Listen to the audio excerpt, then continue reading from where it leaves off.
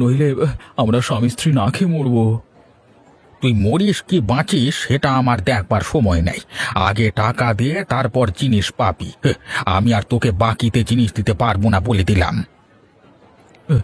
হরিপদ, দয়া করো, আমাকে সত্যি বলছি, না খেতে পেয়ে মরে যাবো একবারে। আর কত বাকি দেবো তোকে? অনেক টাকার রেশন তোমার নামে বাকির খাতায় আছে, আর একটি দানাও তোমাকে বাকি দিতে পারবো না। বাবু সত্যি বলছি, আমি কয়েকদিনের মধ্যে দেনা চুকিয়ে দেবো। মায়ের দিবি বলছি, এবারের মতো চাল ডাল মশলাপাতি আমাকে দিয়ে দিন। তোমার এই একই কথা প্রতিবার শুনে আসছি। এই আগামী মাস করতে করতে 6 মাস হতে চলেছে। এভাবে তোমাকে বাকিতে দিতে থাকলে আমি পথে বসবো। সত্যি বলছি, আমি আগামী মাসে সব বাকি টাকা দিয়ে দেবো। দয়া করুন এবারের মতো। দূর হ বলছি। বললাম তো আমার দোকানে কোনো অনুরোধ রাখতে পারবো না আমি।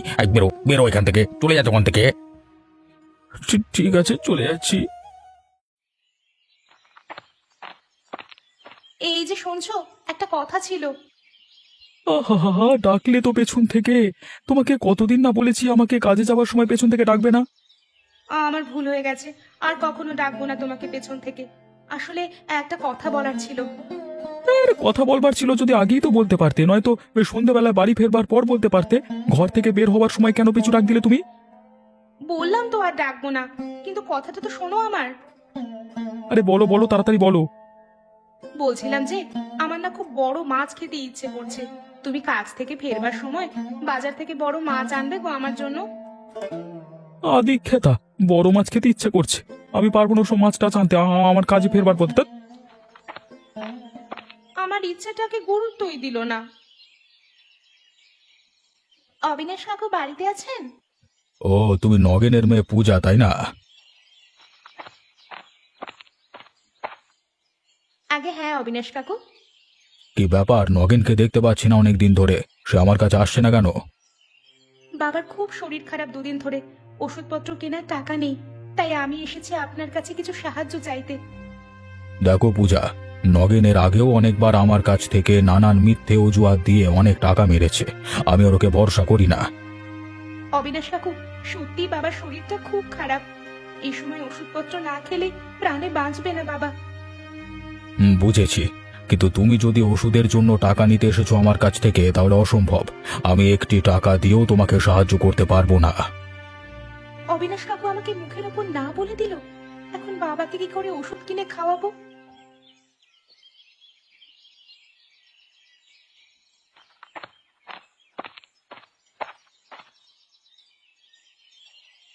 ওহ, তুমি এসে গেছো। কই কই, দেখি দেখি কি এনেছো। খিদেতে পেটটা একেবারে মোচড় দিয়ে উঠছে। কি গো, মুখ লটকে বসে আছো কেন? শুধু সব সময় খাই, এবার আমাকেই খেয়ে ফেলো না, আর ভাল লাগে না। মরণ, তোমাকে খেয়ে পাবোটা কি? ওই কটা হাড়গোড় চামড়ার চাদরে ঢাকা, তার আবার বড় বড় কথা। আগে বলো, রেশনের জিনিস কোথায়? হরিপদ বাবু আমাকে আর আসন দেবেন না। আগের থেকে অনেক টাকা আমার নামে ওনার বাকির খাতায় আছে, তাই অনেক অনুরোধ করবার সত্ত্বেও উনি বাকি দিতে রাজি হলেন না। ও মা গো, হরিপদ বাবু মানা করে দিলেন? এবার আমি কি করে খাবো? সেই সকাল থেকে একটা গোটা কাঁঠাল খেয়েছিলাম, ব্যাস ওইটুকানি খেয়ে কি আর থাকা যায় বলো? সাধু কিচ্ছু খায় না যেন, শুধু 1 কেজি দুধের পায়েস খায়, যত্তসব। কি বিড়বিড় করে বলছো শুনি? এভাবে হাত গুটিয়ে বসে থাকলে হবে? আমার জন্য খাবার ব্যবস্থা করো, খিদেতে আমার মাথা ঘুরাচ্ছে। তোমার এত খিদে পায় কোত্থেকে শুনি? তোমাকে খাওয়াতে খাওয়াতে আমি ধনে প্রাণে মরে গেলাম, তাও তোমার খিদে মেটাতে পারছি না আমি। কি বললে তুমি? আমি বেশি খাই বলে তোমার হরিপদ কাকুর দোকানে বাকি হয়েছে? ভুলে যেও না, আমি তোমার বিবাহিত স্ত্রী। তুমি আমার ভরণ পোষণের দায়িত্ব নিয়েছো। সেটাই তো আমার জীবনের সব থেকে বড় ভুল, তোমার মতো পেটুক মহিলাকে বিয়ে করা। কি? তুমি আমায় পেটুক বললে? তোমার এত বড় স্পর্ধা! নিজের কথা ভেবেছো একবার? কুঁড়ে বলদ কোথাকার, বউ খাওয়াতে পারে না। লতা, হরিপদ কাকুর দোকানে তোমার জন্যই এত ধারে পড়েছি আমি। এরপরও যদি বলো আমি তোমার খাবারের জন্য কিছু করি না, তাহলে আর বলবার কিছু নেই। কোন মুখে কথা বলে শুনি? কিছু বলার মুরদ আছে কি তোমার? কুঁড়ে কোথাকার! লতা, তুমি যদি এভাবে আমাকে কথা শোনাও, তাহলে কিন্তু আমি একটা কিছু করে বসবো। আর কিছু ভালো লাগছে না আমার। আচ্ছা আচ্ছা, শোনো, একটা কথা বলি। সেসব না করে একটা কাজের কাজ করো, যাতে টাকা পয়সা আসে, বুঝেছো? কিরে পূজা, তোকে একটা কাজে পাঠালাম, সেটাও করতে পারি না? সত্যি ভাবতে কষ্ট হয়, তুই নাকি আমার মেয়ে কলা। বাবা, আমি ভীষণ কষ্ট পাই তোমাকে বাবা বলে পরিচয় দিতে। তুমি একদম সুস্থ অবস্থায় আছো, আর আমাকে পাঠিয়েছো অবিনাশ বাবুর কাছে টাকা আনবার জন্যে। হ্যাঁ, পাঠিয়েছিলাম এই ভেবে যে তুই আমার মেয়ে, তোকে বোঝাতে হবে না, তুই ঠিক আমার মতো বুদ্ধি খাটিয়ে অবিনাশ বাবুর কাছ থেকে কিছু টাকা মেরে আনবি। ছি ছি বাবা, তুমি কতটা নিচু হয়ে গেছো! আমাকেও তুমি তোমার স্বার্থে ব্যবহার করতে শুরু করলে। আরে থাম তো, বড় চটর পটর কথা বলছিস। একটা কাজ দিয়েছিলাম, সেটাও পারলি না। মেয়ে মানুষ একটু কান্নার ভান করে দুটো মিষ্টি কথা বললে ইতিমধ্যে লোক পটে যায়, সেখানে বুড়ো অবিনাশকে তুই পটাতে পারলি না। ধিক্কার ধিক্কার তোর, ছি ছি ছি ছি। এ কেমন বাবা! নিজের স্বার্থের জন্যে নিজের মেয়েকে যে অসৎ পথে ঠেলে দিতে দ্বিধা করে না। হে ভগবান, আমি কি করি এখন? অবিনাশ বাবু বাড়িতে আছেন? হরিপদদা, আসুন আসুন। কেন ডেকে পাঠিয়েছেন আমাকে জানতে পারি? কোনো বিশেষ কারণ নাকি? মানে হরিপদদা, আপনি ঠিকই ধরতে পেরেছেন। সামনে বসন্ত উৎসব। আমার ইচ্ছে সেদিন গ্রামের সমস্ত মানুষকে দুপুরে খাওয়াবো। বাহ, এ তো অনেক মহৎ ইচ্ছে আপনার, তার জন্য আপনাকে সাধুবাদ জানাই। তাহলে সমস্ত কিছুর ভার আপনাকেই দেওয়া হলো। তাহলে আপনার তত্ত্বাবধানে এই মহৎ খাবারের আয়োজন করা হবে। অবিনাশ বাবু, আপনি ওসব নিয়ে একদম ভাববেন না, আমি সবটাই সামলে নেব। বাহ, গ্রামের সমস্ত লোকের খাবারের আয়োজন মানে সে তো অনেক টাকার জিনিসপত্র। এই সুযোগে আমি বেশ মোটা টাকা কামাতে পারবো। আরে হরিপদদা, আপনি একা কি বিড়বিড় করছেন আর কি ভাবছেন? না না অবিনাশ বাবু, আমি আপনার আয়োজনের কথাই ভাবছিলাম। বলছিলাম, আপনি কি কি খাবারের পদ করতে চাইছেন শুনি? গোবিন্দভোগ চালের ভাত, সোনামুগের ডাল, পটলের দোরমা, কাতলা মাছের কালিয়া, খাসির মাংস আর কাঁচা আমের চাটনি, তার সাথে মিষ্টি দই আর রাজভোগ। বাহ, অবিনাশ বাবু, আপনার পছন্দের তুলনা নেই। হবে নাই বা কেন? হ্যাঁ, গায়ে যে আপনার জমিদার বংশের রক্ত বইছে। আমি একটা পদ যোগ করতে চাইছি, যদি আপনি অনুমতি দেন আর কি। হরিপদদা, নিঃসন্দেহে বলুন। যদি কাতলা মাছের মাথা দিয়ে মুড়ি ঘন্ট করা যায়, তাহলে সোনায় সোহাগা। গ্রামের লোকেরা এই উৎসবের ভান্ডার চিরকাল মনে রাখবে। হে ভগবান, আমার আর ভালো লাগছে না। এদিকে পেটুক বউকে খাওয়াতে খাওয়াতে আমি নিঃস্ব হয়ে গেলাম, আর ওদিকে কোনো কাজ ও সন্ধান খুঁজে পাচ্ছি না আমি।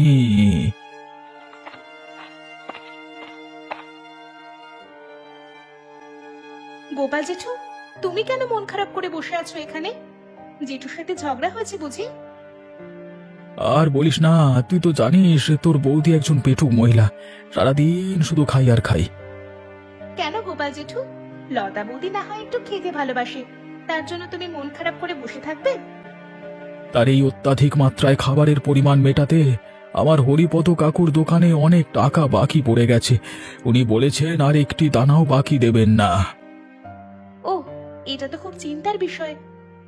আচ্ছা পূজা, এবার তুমি বলো কেন এসেছো? এখানে মুখ ভার করে কি ব্যাপার? কি বলি, মনের দুঃখের কথা। বাবার চরিত্রের কথা তো তুমি জানো। কাল অসুস্থ হবার ভান করে আমাকে অবিনাশ বাবুর কাছে ওষুধ কেনার জন্য কিছু টাকা আনতে পাঠায়। হায় হায় রে, শেষমেশ একমাত্র মেয়েটাকেও ছাড়ছে না নগেন।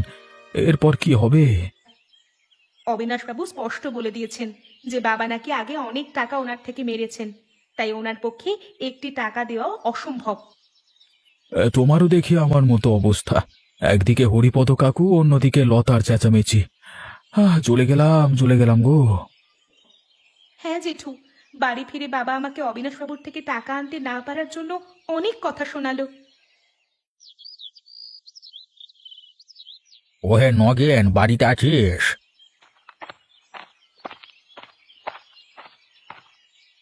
হরিপদ কাকু, হঠাৎ আমার বাড়িতে? একটি বিশেষ দরকারে তোমার সাহায্য চাই, সে ব্যাপারে কথা বলতে এসেছি। বিশেষ ব্যাপারটা কি জানতে পারি? মোড়ল মশাই আমাকে গ্রামের সমস্ত লোককে নিমন্ত্রণের ভার দিয়েছে। আমার একার পক্ষে এটা সম্ভব হবে না, তাই তোমার সাহায্য চাই। হঠাৎ মোড়ল মশাই গ্রামের সমস্ত লোককে কেন নিমন্ত্রণ দিতে চাইছে? এইবার উনি ওনার বাড়িতে বসন্ত উৎসবের আয়োজন করবেন, তাই গ্রামের সকলকে উপস্থিত থাকবার নিমন্ত্রণ দিতে বলেছেন। হরিপদ কাকু, আমাকে ক্ষমা করবেন, আমি আপনাকে এই ব্যাপারে কোনো সাহায্য করতে পারবো না। আসলে আপনার প্রতি আমার কোনো ক্ষোভ নেই, কিন্তু ওই অবিনাশ বাবুর কোনো কাজে আমি নেই। নগেন, এমন কথা বলো না। অন্তত আমার মুখের দিকে চেয়ে না হয় আমাকে সাহায্য করলে। এত লোকের মহাভোজের আয়োজন আমি একা সামলাতে হিমশিম খাবো, তাই তোমার সাহায্য চাই। মহাভোজ? মোড়ল মশাই মানে মহাভোজের আয়োজন করেছেন? কি কি খাবেন? কি কি খাওয়াবেন না সেটা বলো। গোবিন্দভোগ চালের ভাত, সোনামুগের ডাল, পটলের দোরমা, কাতলা মাছের কালিয়া, মুড়ি ঘন্ট, খাসির মাংস, কাঁচা আমের চাটনি, মিষ্টি দই, রাজভোগ। ওরে কলা, আমার জিভ দিয়ে জল টপকাচ্ছে টবাক টবাক করে। কাকু, আমি তোমাকে সাহায্য করতে রাজি আছি। তুমি এত করে যখন বলছো, মানে আমার মানে বুঝতেই পারছো আমি তোমার কথা কি করে ফেলি বলো। এই মহাভোজ কোনোভাবেই এড়িয়ে যাওয়া যাবে না।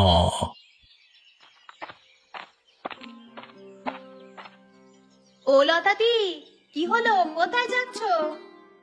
যাচ্ছি ওই পেয়ারা বাগানের দিকে, গিয়ে দেখি কটা পেয়ারা পাওয়া যায় কিনা।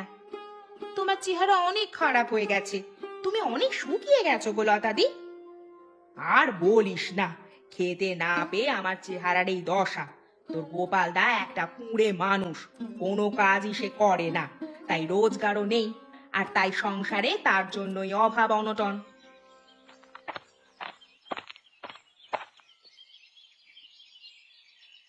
আরে লতা বৌদি, নীলিমা, ভালোই হলো তোমাদের সাথে দেখা হয়ে গেল। তাহলে তোমাদের নিমন্ত্রণটা সেরেই ফেলি। হ্যাঁ নগেন, তুমি আমাদের নিমন্ত্রণ করবে? কিন্তু কোন খুশিতে? তোমার মেয়ের বিয়ে বুঝি? আরে না না, পূজার বিয়ে এত তাড়াতাড়ি দেবো না। তাহলে কিসের নিমন্ত্রণ বলো?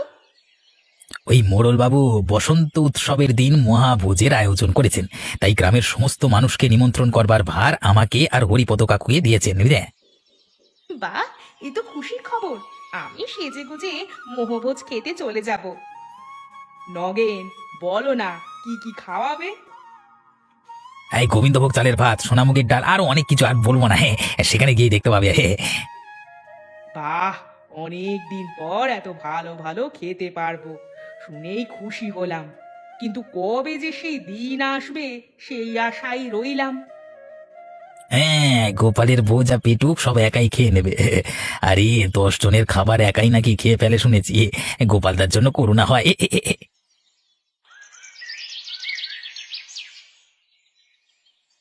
অবিনাশ বাবু, আপনার গ্রামের সমস্ত মানুষকে নিমন্ত্রণ করবার কাজ আমরা সম্পূর্ণ করে ফেলেছি।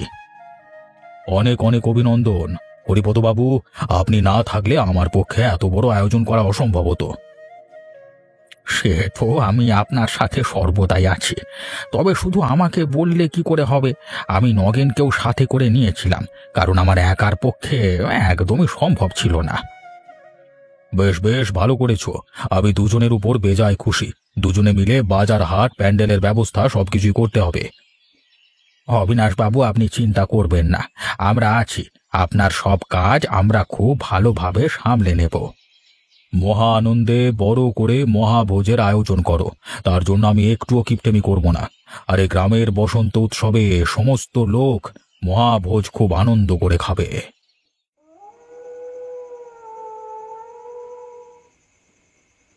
ওগো, শুনছো? তোমাকে একটা অত্যন্ত খুশির খবর দেওয়ার আছে। কেন, তুমি মরতে যাচ্ছ নাকি? যদি সেটা হয়, এর থেকে আর খুশির খবর আমার জন্য কিছু হতে পারে না।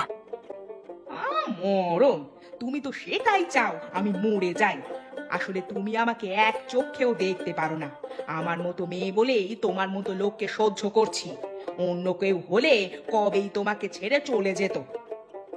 আচ্ছা আচ্ছা, বলো দেখি কি খুশির খবর শুনতে চাইছো, বলো। বলছি, আজ নগেন এসে নেমন্তন্ন করে গেছে আমাকে। আসছে বসন্ত উৎসবের দিন ওই অবিনাশ বাবুর বাড়িতে মহাভোজের আয়োজন করা হয়েছে। মহাভোজের আয়োজন অবিনাশ বাবু করেছেন, আর নগেন তোমাকে নেমন্তন্ন করেছে? আরে পুরো কথাটা তো শোনো আগে। অবিনাশ বাবু নাকি হরিপদ বাবুকে দায়িত্ব দিয়েছে গ্রামের সমস্ত লোককে নেমন্তন্ন করতে। হরিপদ বাবুর পক্ষে একা এত লোক নেমন্তন্ন করা সম্ভব নয়, তাই বলে নগেনকে দায়িত্ব দেওয়া হয়েছে। বাবা বাবা বাবা, মনে হচ্ছে রাজস্বিক আয়োজন করবে অবিনাশ বাবু, আর এই সুযোগে হরিপদ বাবু আর নগেন কিছু টাকা এদিক ওদিক করে অবিনাশ বাবুর কাছ থেকে হাতিয়ে নেবে।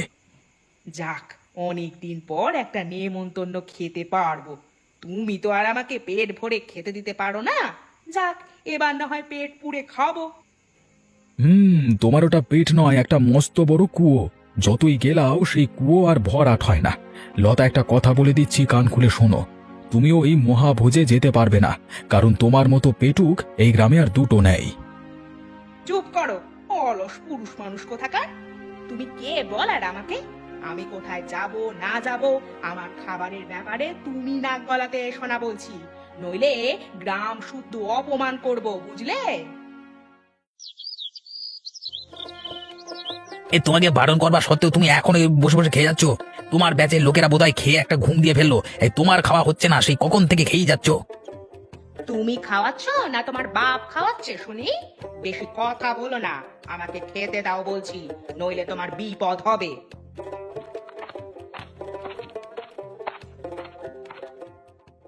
কি হলো, কি হলো? আরে নগেন, কি ব্যাপার? তুমি লতার উপর রাগ দেখাচ্ছ কেন এরকম করে? আরে গ্রামের লোকেরাও আছে, সকলের সামনে এরকম ঝগড়া করো না, লোকে হাসাহাসি করবে তো। দেখুন না অবিনাশ বাবু, ও আমাকে শান্তি মতো খেতে দিচ্ছে না। আমি একটু খেতে ভালোবাসি বলে ও আমাকে কথা শোনাচ্ছে। ও না আমার খাওয়া একদম দেখতে পারে না। 3টে ব্যাচ ধরে লতা খেয়েই চলেছে।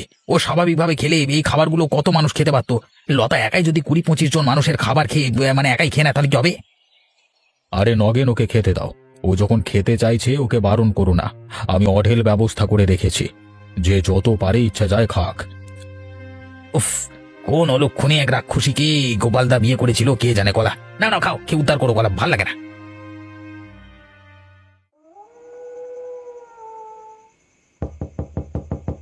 অবিনাশ বাবু, ও অবিনাশ বাবু, একটু দরজাটা খুলবেন, আমি বিপদে পড়ে এসেছি আপনার কাছে।